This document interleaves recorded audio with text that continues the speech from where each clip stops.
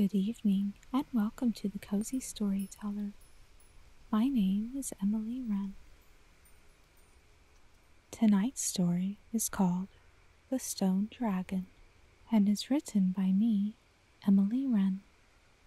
Please like, comment, and subscribe, and gently boop the little bell icon.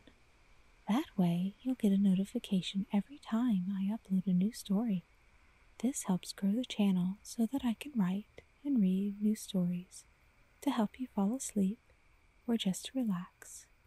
So turn off the light and snuggle down deep in your blankets with your favorite plush animal and enjoy the story. Deep in the garden under a blue hydrangea lived a stone dragon. Anyone who saw him while he was sleeping would think he was a garden ornament, of which there were many alongside the cobbled paths and peeking out from underneath colorful crotons and leafy bromeliads. The other garden ornaments had been made by famous sculptors near and far, some out of stone, others out of bronze. There were toads near the fountain in the center of the garden, horses prancing between the hollyhocks, fairies peeking out from underneath flowers, gargoyles grinning over each downspout, gnomes and mushrooms that seemed to sprout up from the ground, a pair of lions who guarded the entrance to the conservatory, and all sorts of other creatures. The man who had built the mansion and the gardens was a rich merchant who traveled far and wide, over sea and over land. He had an elegant wife who would take her breakfast in the little courtyard surrounded by rose bushes, and would read while she swayed with the warm ocean breeze in the crochet hammock suspended over the neat green lawn. He also had several daughters who were not too young for a nurse to keep them from romping all over the large estate surrounding the main house, but not so old to have stopped believing in fantastical things. But tonight's story is not about them, so let's return to our stone dragon. When twilight came into the garden and bathed everything in a gold-purple light, the dragon would open his eyes a little, then yawn, and finally stretch every part of himself, from the tip of the spike on the end of his nose to the very end of his twisting tail. He was not really made out of stone, but his scales were a mix of ashen gray and earthy brown, and they grew in a lumpy sort of way, so they looked like smooth pebbles. His eyes were a crystal green with bright yellow flecks, and the surface reflected the garden like two miniatures of the many gazing balls glistening in the midst of the foliage. The gardener always went inside his little cottage about this time to have his supper, so our dragon had yet to be discovered by anyone since he came to live in the garden, except for the cats who lived up at the house. This was of little consequence, for cats usually found out about everything that happened under the sun and under the moon, but rarely told anyone anything they knew. The dragon was not very large, only a little bigger than Morris, who was the largest of all the cats who came in the garden. Morris was an orange and white tomcat who did not originally come from the house, but just appeared one day and found that he could get a good meal along with all the other cats from the cook if he came to the kitchen when she called. He would let the cook stroke him and call him pet names, but only because she welcomed him the same as the others, and perhaps mainly because she was such a good cook. But he was not so tame to let one of the girls pick him up and wag him around like a baby doll, as they did the parlor pets, who wore fat ribbons tied in bows around their necks, and only bothered to take a stroll around the garden to show off their fine form. Everyone seemed to know his name was Morris, without anyone really thinking too much about how they knew his name. He had always been called Morris ever since his mother decided that was to be his name, while she hummed to her kittens and licked his face clean. The dragon had come to be a part of the garden in a similar way as Morris, but he didn't arrive with a name, for he had always been a solitary creature, and no one had bothered to give him one. He had found his way down through the thick ancient forest that grew at the end of the garden while he was looking for the ocean. He didn't really ever think about where exactly he had come from before he had discovered this place, because it was so nice here that he was content to become a permanent fixture. And he was not the type of dragon to bother about remembering anything except the present moment. Morris and the dragon had become good friends, not bothering to discuss anything further than the time they spent together, and had spent many a night together exploring the winding garden paths, or fishing down at the little beach on the other side of the tall stone wall covered in creeping plants that bloomed pink and yellow during the hot summer heat. Tonight, as the golden light cast over the vibrant colors of the flowers, fading them like an old photograph, the dragon stretched as he did every night, and raised his head, bumping the plump hanging heads of the hydrangeas. As he walked down the cobbled path, the tiny blue star creeper growing between the cracks flattened under his feet, then sprung back up after he passed by. He lowered his head into the marble fountain in the center of the garden, and drank the cold water with his winding red tongue. It had been a humid day, but the water was fed from a spring, so it was always frigid and clear.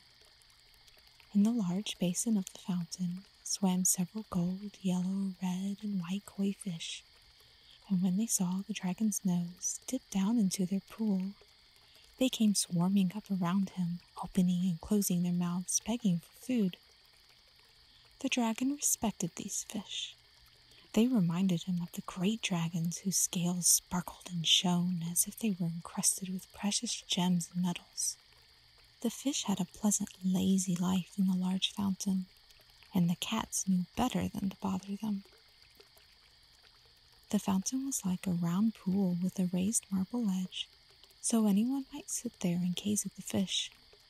In the center rose up two more basins, and at the top was a finial of a pineapple, where the water bubbled up and fell down in glittering drops.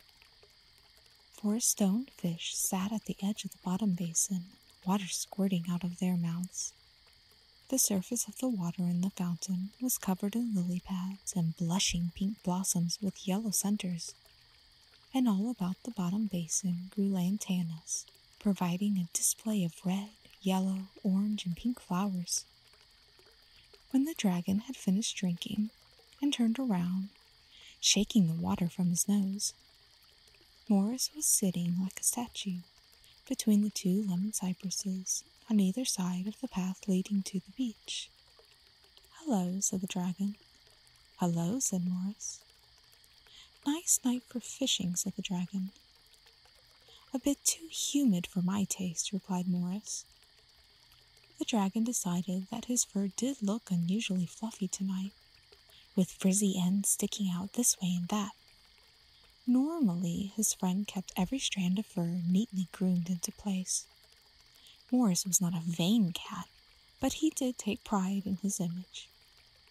The heat did not bother the dragon, only the cold, which normally would have sent him searching for a warm cave deep in the earth, so close to where the bubbling lava flowed that he could hear the rhythmic sound of it constantly boiling. But the stone dragon loved being outside, which was part of the reason why he went to look for the ocean, where it was summer all year round. The sun had dipped down past the horizon, and the path was covered in indigo shadows of varying shades. The 2 made their way past the lemon cypresses, and then the horse statues, forever caught in motion between the tall stalks of the hollyhocks.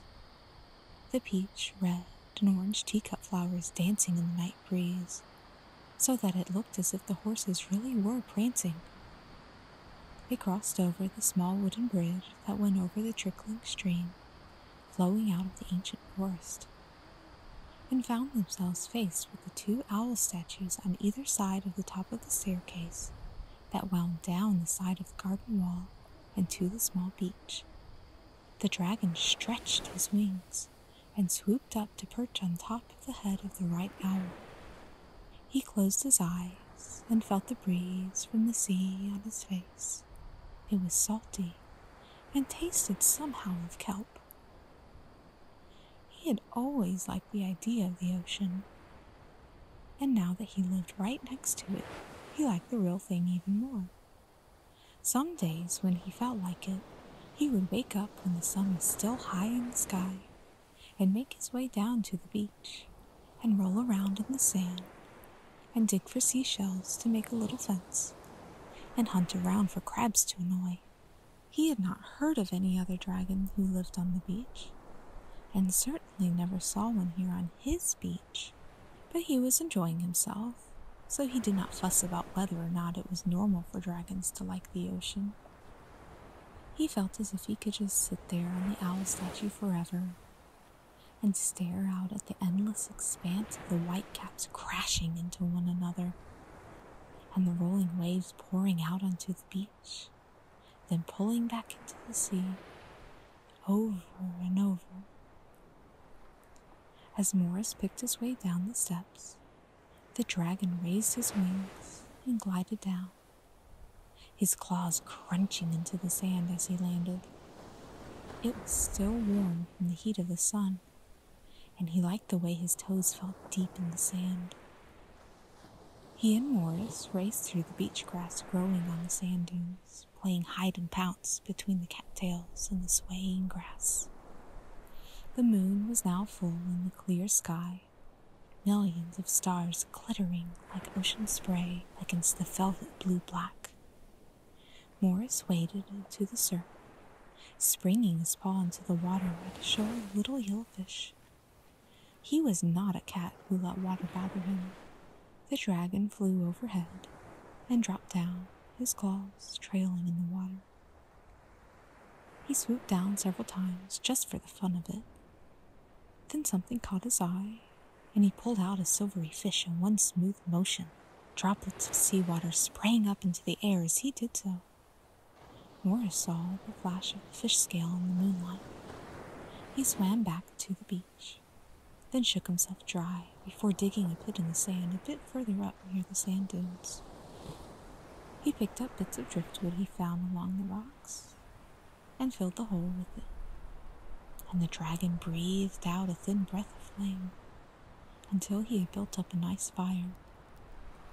They cooked their meal, seasoned only with the salt of the ocean, and laid lazily by the fire, watching and listening to the roll of the waves. The stone dragon's scales burned an orange-brown like amber in the light of the fire, and sparks crackled upwards in glittering specks of light that were gone as soon as they appeared. The dragon did not think much of anything in moments like these he spent with his friend, but he smiled, and he knew he was happy. The fire burned down low, then snuffed itself out, leaving a trail of dark smoke writhing its way to the moon. Morris's eyes glowed yellow in the dark. "Good night," he said, then stood and disappeared in a flash back into the shadows of the beach grass. Sometimes he was like that and went off on his own with little more than a goodbye. He was a cat, after all. The stone dragon sometimes wondered where Morris went, especially when he had a curious look in his eyes, as if he knew something no one else in the world knew. Cats were such funny creatures, so busy going about their business, as if everything was so important. The stone dragon lay there on the beach, continuing to listen to the sound of the waves and watch the glowing moonlight sparkle on the surface of the dark seawater. He was content to just be.